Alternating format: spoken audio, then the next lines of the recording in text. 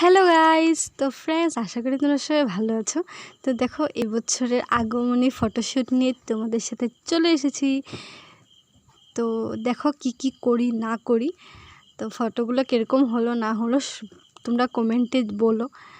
তো দেখতে থাকো।